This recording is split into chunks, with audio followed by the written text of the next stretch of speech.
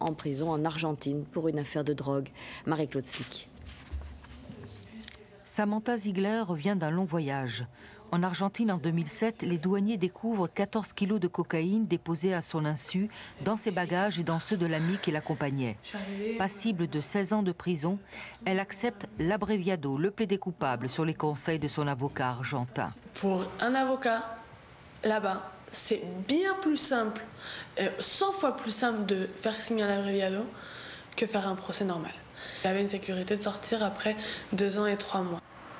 Ils sont actuellement 1958 Français à être détenus hors de France, sans compter ceux dont l'arrestation n'a pas été signalée au consulat.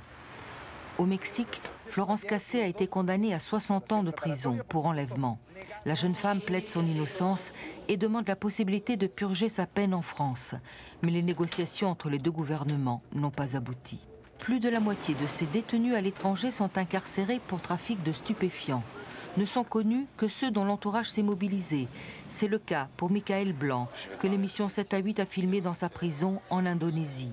Le Français a été condamné en 2000 à perpétuité pour une affaire de drogue où il nie toute implication. Toujours en Indonésie se trouve un autre condamné, Serge Atlaoui.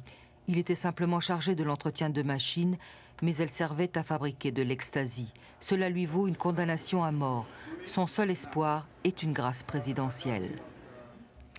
Et à propos de drogue, justement, il faut savoir